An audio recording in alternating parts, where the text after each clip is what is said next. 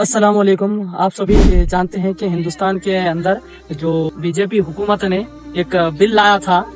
वक्फ amendment bill करके, जो कि पूरे मुसलमानों के एक हुकूक को और फंडामेंटल राइट को तोड़ने वाला कानून है। तो उसको लेकर पूरे हिंदुस्तान में लगभग 2 महीने से या इसके खिलाफ एहतजाज हो रहे हैं, लेकिन फिर भी वो बीजेपी सरकार ना ही मुसलमानों की आवाज को और मुसलमानों के वादों को मानने के लिए तैयार है। उसी के चलते हमारे हिंदुस्तान की जो बहुत बड़ी जमात है, मुस्लिम पर्सनल लॉ बोर्ड की तरफ से एहतजाजों का प्रोग्राम और एहतजाजी मुहिम हर पूरे हिंदुस्तान में अलग अलग स्टेट में अलग अलग जगहों पर किया जा रहा है। उसी के जवाब में हमारे तेलंगाना में भी जहराबाद की ईदगाह के अंदर मुस्लिम पर्सनल लॉ बोर्ड के द्वारा एक बहुत आलिशान और एक बहुत बड़े पैमाने पर एक जलसा एहतजाज रखा गया है।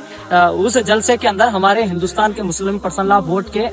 सदर खालिद शफीकुर रहमान साहब भी आ रहे हैं, और उसी के अंदर हमारे कलकत्ता के अबू तालिब रहमानी साहब भी आ रहे हैं, और उसी के साथ साथ मजलिस इत्तेहादुल मुस्लिमीन के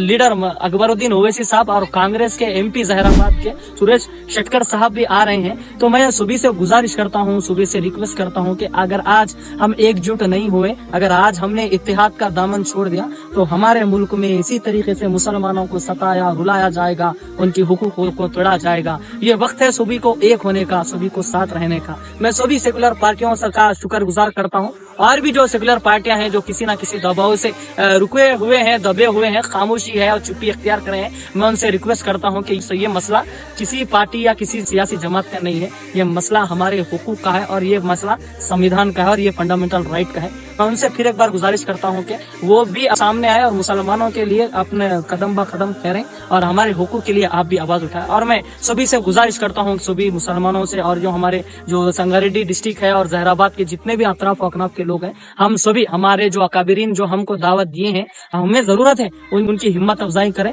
और उनके कदम बा कदम चलने की जरूरत है, और उनके दिए गए हुए अहकाम पर हमको चलने की और उन पे अमल करने की जरूरत है। मैं सभी से गुजारिश करता हूँ कि आप सभी मुस्लिम पर्सनल लॉ बोर्ड के जो जहराबाद में मुनक़िद किया गया है जलसा, आप और हम उसमें शिरकत कर कर पूरे हिंदुस्तान की दिल्ली की गद्दी पर बैठे हुए सरकार को हम अपनी बात को रख सकें। उस तरीके से आप अपने दोस्त अहबाब एक ऐसा हुजूम लेकर आने की जरूरत है, ताकि दिल्ली पर बैठी सरकार की तख्त हिल सके और उसको ये पता चल सके कि मुसलमान आज इत्तेहाद है, मुसलमान आज एक है, मुसलमान टूटा नहीं है, बिखरा नहीं है। मुसलमानों पे हुकूक पर अगर बात आएगी तो मुसलमान इस तरीके से एक होकर तुम्हें जवाब देने की ताकत रखता है। मैं फिर एक बार गुजारिश करता हूँ कि इस वीडियो को ज्यादा वक्त नहीं है अपने पास,